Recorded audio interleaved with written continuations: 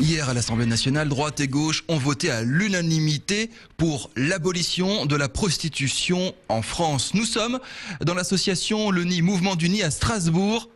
Une femme n'est pas un objet. Bonjour Isabelle Collot. Bonjour. Vous défendez d'une certaine manière la cause des prostituées et vous avez été l'une des premières associations en France à l'initiative de ce vote, de cette abolition de la prostitution. Expliquez-moi votre démarche. Oui. Depuis déjà plusieurs semaines, un appel a été lancé, Abolition 2012, qui peut toujours être signé par l'ensemble des citoyens. Aujourd'hui, les députés vont imaginer un projet de loi pour interdire la prostitution. Ce qui est visé, ce sont les clients, cette fois-ci.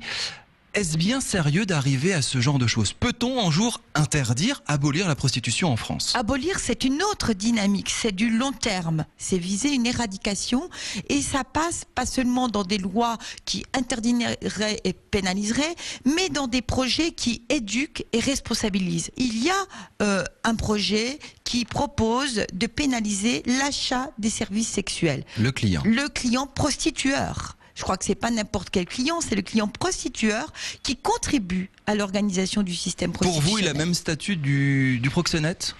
Il a un statut, oui, de responsabilité dans l'organisation du système prostitutionnel. Dans le long terme, sur le résultat, sur la vie psychique de la personne prostituée, sur son corps, c'est quelque chose de dégradant et qui vraiment la déstabilise pour de longues années. La prostitution, c'est le plus vieux métier du monde. On arrivera un jour à l'interdire complètement, à plus avoir de filles dans la rue. Vous pensez que c'est pas un peu utopique? Je pense que le plus vieux métier du monde, là déjà, c'est une erreur. C'est pas le plus vieux métier du monde.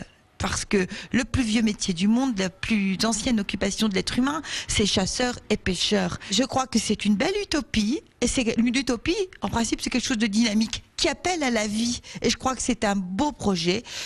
C'est pas demain qu'il y aura plus personne, ni comme acheteur, ni comme personne prostituée, parce que je crois que c'est là l'originalité de cette résolution, c'est qu'elle veut aussi placer une réflexion sur l'acheteur, au cœur du centre, au cœur de cette organisation prostitutionnelle. C'est vrai que c'est certainement une utopie, mais c'est pas parce que c'est impossible qu'on ne doit pas oser un projet de société. La peine de mort, on l'a abolie. Il y a toujours des criminels. Et c'est pas pour ça qu'on banalise le fait de tuer. Il y a combien de filles prostituées aujourd'hui à Strasbourg ou dans la région? Si vous avez des chiffres et des estimations. Vous savez, les chiffres sont toujours compliqués. Ils sont, par exemple, en France, on a estimé à 20 000 personnes prostituées. À Strasbourg, on peut dire qu'on a rencontré plus de 350 personnes différentes, qui représentent 22 nationalités. Donc on est au cœur de l'Europe. Beaucoup d'Europe de l'Est, hein. Beaucoup d'Europe de l'Est, mais aussi d'Afrique. Depuis quelques années, les mafias du Nigeria, Sierra Leone, vraiment s'implantent à Strasbourg et partout en Europe. Merci beaucoup Isabelle Collot.